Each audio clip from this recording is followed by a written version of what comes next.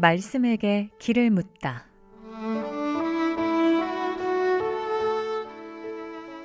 인생의 모든 문제, 하나님 말씀에 답이 있습니다.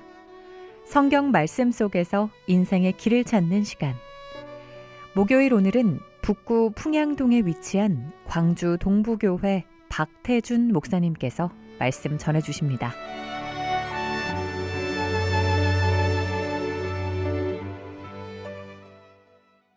안녕하십니까. 극동방송 가족 여러분. 예수님의 생애를 연대기적으로 살펴보면서 복음서에 기록된 예수 그리스도의 복음을 전하고 있는 광주 동부교회 박태준 목사입니다. 지난 시간에는 마태복음 25장 1절부터 13절에 기록된 열처녀 비유에 대하여 말씀드렸습니다. 여기에 나오는 열처녀는 신부의 들러리로서 신랑을 맞이할 뿐만 아니라 신부를 데리고 신랑의 집까지 가야 하는 역할을 맡은 사람들입니다. 신랑이 언제 신부를 데리고 올지 모르기 때문에 항상 등과 기름을 준비하고 있어야 합니다.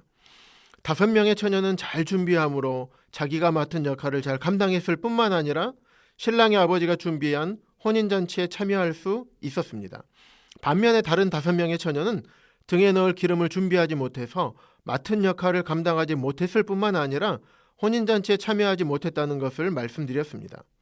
이 비유를 통해서 언제 다시 오실지 모르는 예수님을 맞을 준비를 어떻게 해야 하는지를 말씀드렸습니다.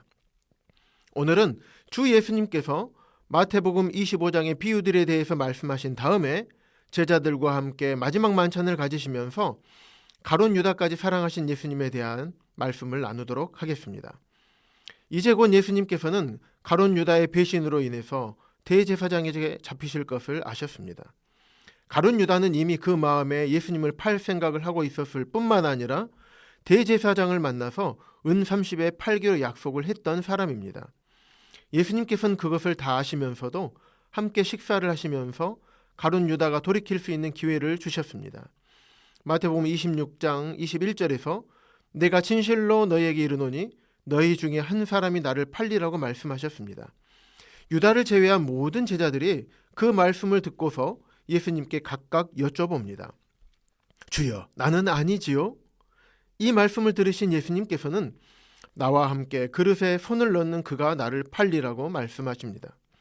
그런데 가룟 유다가 뻔뻔하게도 랍비여, 나는 아니지요? 라고 묻습니다. 자신이 이미 대제사장에게 은 30에 팔아 넘기기로 다 약속을 해놓고서는 너무나 태연하게 예수님께 모른 척하는 것이었습니다. 이에 예수님께서 내가 말하였도다 라고 하시면서 유다, 내가 나를 팔자이다 라고 말씀하셨습니다. 그러면서 예수님께서 떡 한 조각을 떼어 즙에 찍은 다음 그것을 유다에게 주시면서 내가 하는 일을 속히 하라고 말씀하셨다고 요한복음 13장에서는 기록하고 있습니다. 가룟 유다는 예수님을 3년 반이나 따라다니면서도 주 예수님이 누구이신지 알지 못했습니다. 온통 재물에 눈이 멀어서 주 예수님을 팔아넘긴 예수님의 제자였던 것입니다. 그 모든 것을 아시는 주 예수님께서는 마지막까지 자신을 팔아버린 가룟 유다가 돌이킬 수 있도록 기회를 주고 말씀을 가르쳐 주셨습니다. 주 예수님께서는 그런 가룟 유다의 발을 씻겨주시고 만찬의 자리에서 빼지 않으시고 떡과 잔을 함께 나누시면서 이렇게 말씀하십니다. 이 떡은 내 몸이며 이 잔은 죄 사함을 얻게 하려고 많은 사람을 위하여 흘리는 바 나의 피 곧 언약의 피니라. 이 말씀을 하시고 주 예수님께서는 감람산으로 가십니다.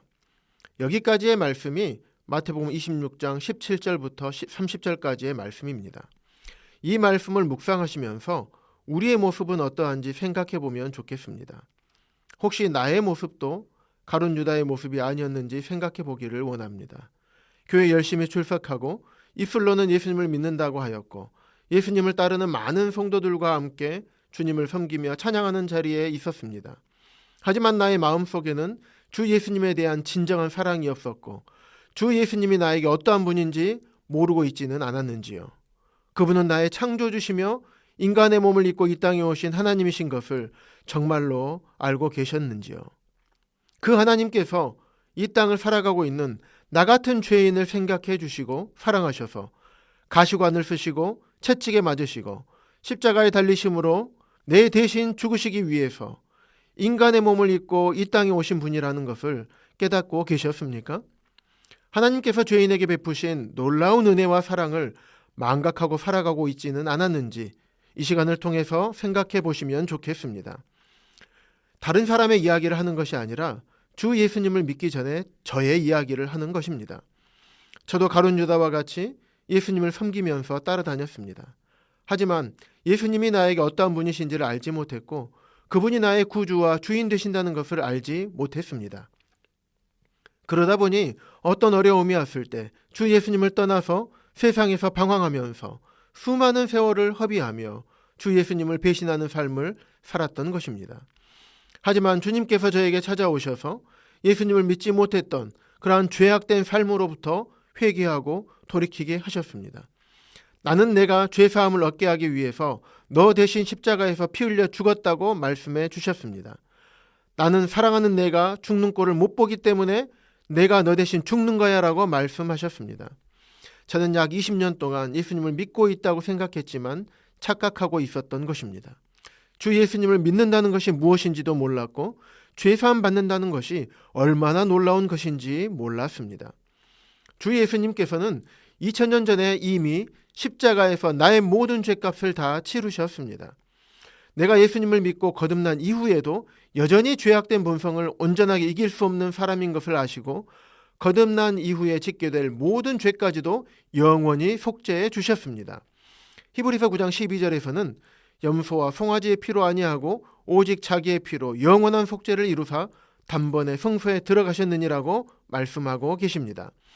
염소와 송아지의 피로 제한적인 속죄 제사를 드린 것이 아니라 오직 예수 그리스도의 피로 영원한 속죄를 드리셨습니다. 주 예수님의 피의 효력은 영원한 것이라고 말씀하고 계시는 것입니다. 뿐만 아니라 속죄 제사를 드리기 위해 성소에 계속 들어간 것이 아니라 단번에 성소에 들어가셨습니다. 더 이상 죄에 대하여 제사 드릴 것이 없다는 의미입니다. 주 예수님께서 십자가에서 자신의 피로 드리신 단번의 제사가 영원한 효력이 있다는 것을 말씀하시는 것입니다. 히브리서 10장 17절과 18절에서도 그들의 죄와 그들의 불법을 내가 다시 기억하지 아니하리라. 이것들을 사하셨으니 다시 죄를 위하여 제사 드릴 것이 없느니라고 말씀하고 계십니다. 주 예수님께서도 십자가에서 죽으시기 전에 다 이루었다라고 말씀하셨습니다. 본문 말씀인 마태복음 26장 28절에서 제자들과 잔을 나누시면서 이것은 죄사함을 얻게 하려고 많은 사람을 위하여 흘리는 바 나의 피 곧 언약의 피니라고 말씀하셨습니다. 이 말씀의 의미가 바로 지금까지 말씀드린 내용을 의미하는 것입니다. 사랑하는 극동방송 가족 여러분, 혹시 여러분들 중에는 열심히 교회를 다니면서 섬기고 헌신하고 봉사하는 삶을 사셨지만 가룟 유다처럼 예수님이 나의 모든 죄를 대속해 주신 구주로 믿지 못하고 계시는 분이 계십니까? 예수님을 믿는다는 것은 주 예수님만이 할 수 있는 일을 믿는 것입니다. 주 예수님께서는 죄사함을 얻게 하려고 십자가에서 보혈을 흘려 주셨습니다. 이 예수 그리스도를 믿음으로 죄에 대하여 자유함을 누릴 뿐만 아니라 천국의 기쁨을 누리게 되는 것입니다. 지금 이 방송을 듣고 계시는 모든 분들이 예수 그리스도로 인하여 기뻐하고 행복하게 되시기를 주님의 이름으로 축복합니다.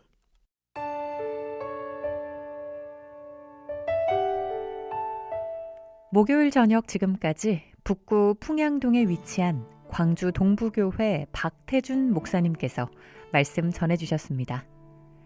방송 듣고 신앙생활에 도움받기 원하시는 분은 010-4120-8007번 010-4120-8007번 광주 동부교회로 연락주시거나 062-373-1000번 광주 극동방송으로 전화주시기 바랍니다.